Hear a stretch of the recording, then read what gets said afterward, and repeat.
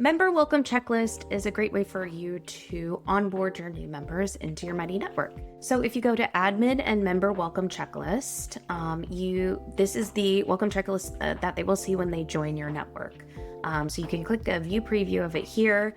So you'll see it'll appear in the right-hand side here. They can minimize it or maximize it. And these are the things that we suggest, but you can add your own. So let's go ahead and click edit list here. So you can drag and drop any of these to change the order of them.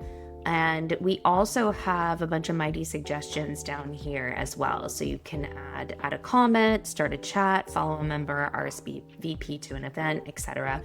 Fill out your profile. Definitely recommend the fill out your profile one. So we'll put that up there.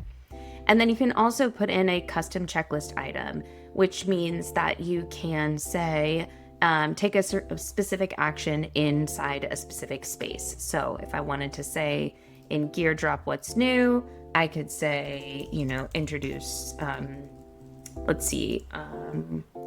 share your favorite gear, new gear. And then click add. So let's go ahead and preview it here with those edits made. And then what happens is a member comes in here and they are able to check off all of these as they are a new member of your Mighty network.